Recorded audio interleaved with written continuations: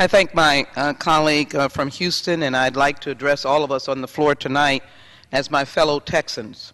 That was a favorite of George W. Bush, the son of Barbara Bush, when he would greet us during his presidency, which I had the privilege of being here in the United States Congress, and he would always greet me as his fellow Texan, and how proud we are to be able to call President H.W. Bush and the extended family and his wonderful First Lady, the matriarch, the first girlfriend, if you will, and as has been told over and over during the time of her memorial, the first man that she kissed. How proud we are to call both of them our fellow Texans. And now we are standing here today to mourn Barbara Pierce Bush. And as I do that, let me first of all acknowledge President H.W. Bush and wish him a speedy recovery, for him to regain his strength. For all of us watched as he sat in the viewing of her repose on that Friday, as he came and sat and remained for a period of time to greet the many people that came to honor her during that viewing. I was one of those who had the privilege to go and to pay my respects on that day. But again, they are one of America's greatest families, although Barbara Pierce Bush would never acknowledge that by her attitude or the way she addressed people. She was just Mrs. Barbara Bush, a very humble but strong and firm and straightforward First Lady. Barbara Bush was a descendant of the 14th President of the United States, Franklin Pierce, the wife of the 41st, George Herbert Walker Bush, and the mother of the 43rd, George W. Bush. Of course, she finds her place in history for many, many reasons, but of course we take note of the fact there was only one other woman who was both the wife and the mother of a President of the United States, Abigail Adams. So that is a very high-ranking and honorable place to be. Barbara Bush, the widely admired and fiercely loyal wife, mother, and grandmother, was born in Rye, New York, but she got to Texas as soon as she could. She met a dashing young George Herbert Walker Bush in Greenwich, Connecticut, at a school dance when she was 16, and he was a year older. What an amazing story. In fact, what an amazing love story.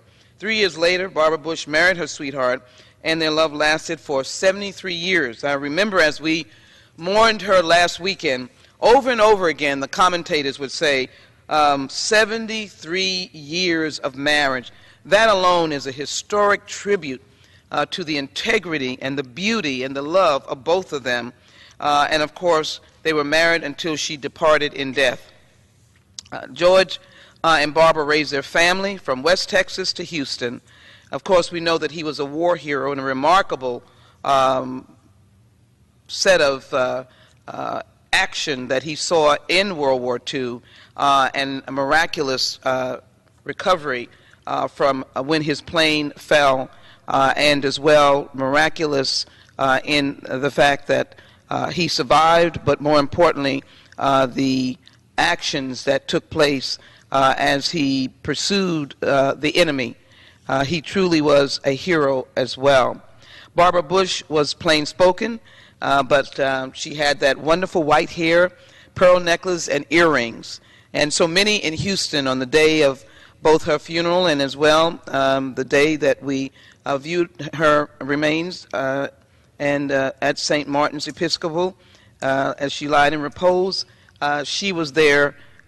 We were wearing pearl necklaces and earrings just to be able to say she is someone that we admired, not for those external things, but for the goodness of her heart. She was an early supporter of the civil rights movement, the equal rights movement, and we repeated over and over again that very famous story of her going to an AIDS clinic and picking up a baby and hugging and touching those individuals who were HIV infected, to let the world know that they needed the love and comfort, and that we needed to fight for the cure and to recognize the humanity of those who are suffering from HIV/AIDS. Certainly she loved literacy, and that became one of her major efforts, and that is where during her time in Houston I would see her often with her son Neil Bush, efforts dealing with literacy. Her work and dollars came to places way beyond where she might expect, and certainly a lot of work on literacy was done in my congressional district. Barbara Bush raised more than $1 billion for literacy and cancer charities, and as my colleague has indicated, it was both in tribute and in recognition of the devastation of childhood cancer, leukemia, of which she lost her firstborn to. Barbara Bush recognized that education was the key that unlocked the door of human potential, and so her foundation, again, as I indicated, focused on family literacy. I've met people who, through her literacy program, were able to restore their lives and to secure employment because they were then able to move forward because they learned to read. And unfortunately, they learned to read after they finished all of their education. She understood the value of that. As they came back to Houston, we were delighted to call them Houstonians, and as well, we recognized what a valuable couple they were to us, and anything you asked them to do, from being at the Texans or with the Texans and supporting them and rooting them on, and being with the Astros or the Rockets or any of our teams or any of our universities or anything that was needed, they were there. And so I'm always amazed at the breadth and depth of Barbara Bush, how many people she touched, how many people loved her, how many people stood in line just to pay their respects. We know of her book with her dog Millie and her puppies, written during her White House years, was a bestseller, as were her other books, and all of it was donated to charity. We also realize that as she and her husband ended their time, their service, and by the way, she was by his side for being the representative in China, for being the CIA director, for being the congressperson that previously overlapped the 18th Congressional District. Many of my constituents were his constituents.